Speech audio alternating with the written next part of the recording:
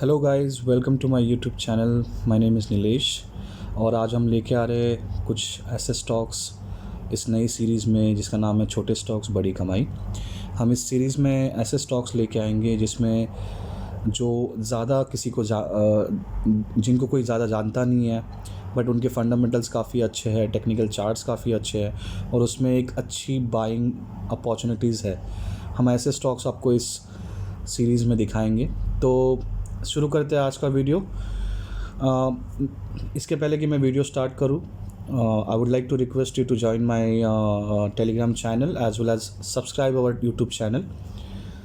And Telegram channel join करने की link मैंने डिस्क्रिप्शन में दे रखी है। शुरू करते हैं आज का वीडियो।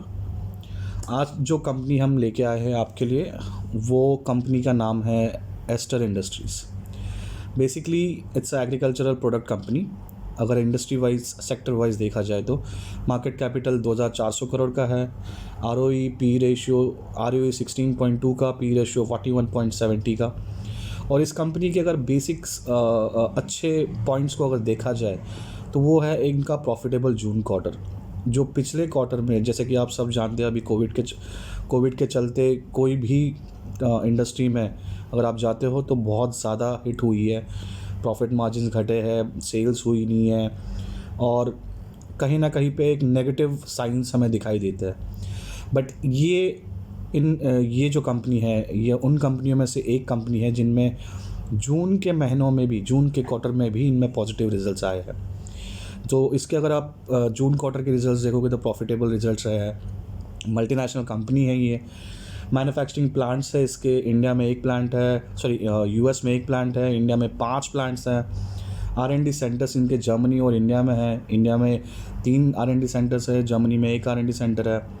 और द बेस्ट पार्ट इनका जो इनका रेवेन्यू जनरेशन है, the 57% revenue generation is from the international market. तो कहीं ना कहीं पे ये कंपनी इंडिया से ज़्यादा आउटसाइड बिजनेस करती है।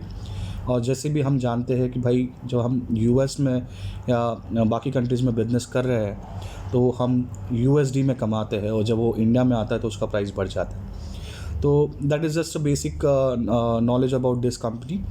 तो बेसिकली इस कंपनी को चूज़ करने के पीछे रीजंस कुछ अलग थे।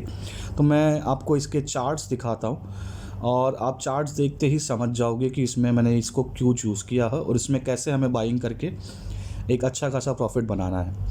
तो मैं इसको चार्ट्स दिखाता हूँ।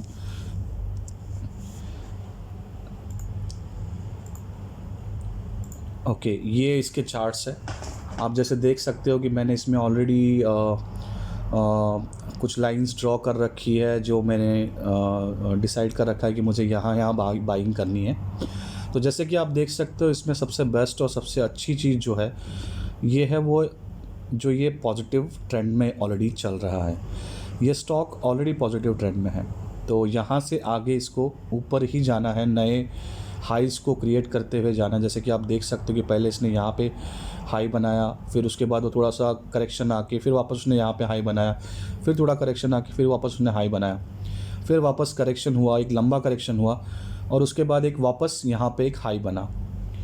तो ऐसे ही करते हुए ये आगे भी हाई बना रहा है और हम एक्सपेक्ट करेंगे कि ये ऐसे ही चलेगा unless and until trend reversal कहीं पे आता हो। तो इस स्टॉक में जब मुझे बाइंग करनी हो तो इस स्टॉक में हम, जैसे कि मैं हमेशा कहता हूँ कि हम कोई भी कंपनी में सारे पैसे एक साथ एक टाइम पे इन्वेस्ट नहीं करेंगे। हम इसको पार्टली इन्वेस्ट करेंगे और एक सिस्टमेटिक वे से इन्वेस्ट करेंगे। तो जैसे कि आप इसमें इस चार्ट में अभी आप देख सकते हो कि मैंने 3 बाइंग प्राइस का ऑप्शन रखा है। पहली बाइंग प्राइस मेरी है 65 पे, दूसरी बाइंग प्राइस है मेरी 63 पे और मेरी थर्ड बाइंग प्राइस है वो 57 पे है। और अगर आप देखोगे तो मैंने क्वांटिटी भी डिसाइड कर रखी है कि मुझे किस क्वांटिटी में लेना है, 300, 300, 900। अगर आपको ऐसा लगता है कि आपके लिए ये क्वांटिटी ज़्यादा है या फिर ये कम है तो आप इसको अब अपने हिसाब से बढ़ा सकते हो या फिर अपने हिसाब से कम भी कर सकते हो, ठीक है। और इसमें बस एक ध्यान रखना है कि हमारा जो क्वांटिटी का रेशियो होगा वो होगा 1:1:3 का। ये हमें स्ट्रिक्टली मेंटेन करना है। आप इसको ज़्यादा बेटर रिजल्ट्स के लिए 1:1:4 भी कर सकते हो, बट उस केस में आपको ये आपका कॉल रहेगा। जो मेरा पर्सनल रिकमेंडेशन जैसे है वो मैं कहूँगा 1:3 का रखना है हमें। तो अगर आप देखते हो तो इसमें मैंने जो टारगेट्स दिए हैं वो है 80 के टारगेट्स है। और जैसे अगर अभी हम चार्ट पे देखते हैं कि हम ये सब क्यों बोल रहे हैं, ये बाइंग प्राइस क्यों आ रही है, तो आप यहाँ पे इस रेंज में देखेंगे तो जब यहाँ पे स्टॉक था तो काफ़ी साइडवेज मूवमेंट में चल रहा था, ऊपर नीचे जाने में थोड़ा सा उसको बहुत ज़्यादा प्रॉब्लम आ रही थी, ना वो नीचे जा पा रहा था ना ऊपर जा पा रहा था। तो यहाँ पे एक सपोर्ट लेवल है जो अच्छी खासी सपोर्ट लेवल है, और वो उसकी जो सपोर्ट लेवल है वो है अराउंड 65 के रेंज में। बेसिकली 64.8 से लेके 65.5 के रेंज में कहीं पे वो एक सपोर्ट लेवल है।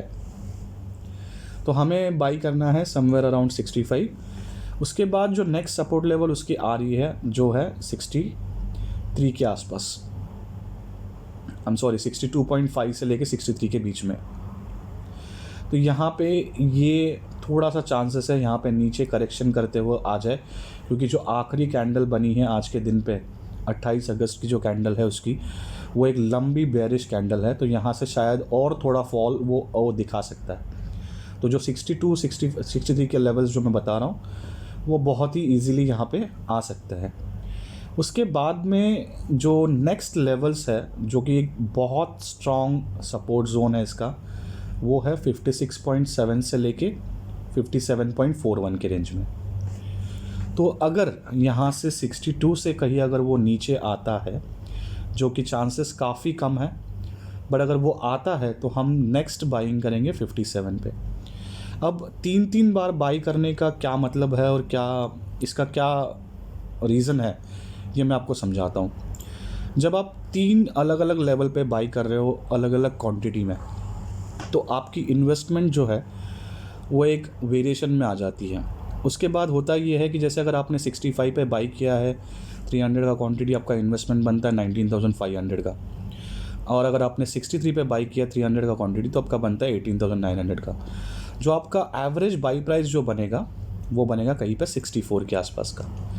तो 64 के एवरेज बाई प्राइस से जो मेरा टारगेट है वो है 80 रुपीज़ का। तो जब हम 80 रुपीज़ के टारगेट पे जाते हैं तो हमें 16 रुपीज़ पर स्टॉक हमको मिल रहा है यहाँ पे। तो हमारी क्वांटिटी अगर हम 600 के हिसाब से 16 रुपीज़ लगाए तो कुछ नहीं, कम से कम 9,600 हमें इस ट्रेड से प्रॉफिट हो सकता है।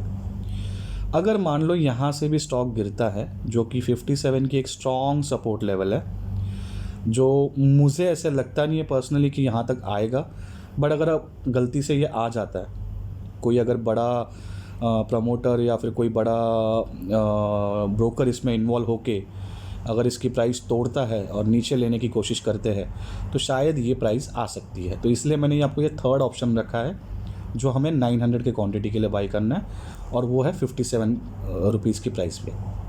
तो उस हिसाब से हमारी जो टोटल इन्वेस्टमेंट बनेगी आफ्टर 3 स्टॉक्स वो बनेगी 89,700 की। और जो प्रॉफिट हमें मिलेगा उसके बाद जो 80 का टारगेट है, जो अगर आप चार्ट पे देखोगे तो 80 का टारगेट ऑलरेडी ये 21 अगस्त के दिन हो चुका है। 21 अगस्त के दिन ये 80 क्रॉस करके 80.55 तक पहुंच चुका है। तो इसके लिए 80 पहुंचना बहुत बड़ी मुश्किल की बात होनी नहीं है, ठीक है। तो ये जो उसका 76 से लेके 80 का जो ये है वो थोड़ा सा रेजिस्टेंस का लेवल है यहाँ पे, बट जब ये स्टॉक यहाँ से कंसोलिडेट होके ऊपर निकलेगा तो यहाँ से हमें आगे अच्छे लेवल्स, इससे भी ज़्यादा अच्छे लेवल्स हमको मिल सकते हैं। तो हमें जब बाई करना है, जैसे मैंने कहा 3 बाइंग प्राइस है, 3 बाई प्राइस के बाद हमारा एवरेज प्राइस बाई प्राइस जो बनता है वो बनेगा 59.8 का। 59.8 के प्राइस से अगर आप उसको 60 लेते हो राउंड फिगर तो भी ये बनेगा हमें 20 रुपीज़ पर शेयर ये देगा, जो कि हमारी क्वांटिटी तब होगी 1500 के आसपास, विच इज़ अगेन अगर इन टर्म्स ऑफ प्रॉफिट में बात करूँ तो 30,300 का प्रॉफिट हमें इससे बन सकता है। सो दोस्तों इस हफ्ते के इस एपिसोड के लिए इतना ही। अगले एपिसोड में हम एक और अच्छा स्टॉक्स आपके लिए लेके आएंगे। प्लीज़ आप हमारे चैनल को सब्सक्राइब करें और बेल आइकन को हिट करें, सो हम जब भी कोई नया वीडियो अपलोड करेंगे आपको वो मिल जाएगा। एंड हमारे टेलीग्राम चैनल को भी आप ज्वाइन कर लें, डिस्क्रिप्शन में मैंने लिंक दे रखी है उसकी। सो दोस्तों मिलते हैं अगले वीडियो में, तब तक के लिए धन्यवाद, थैंक यू।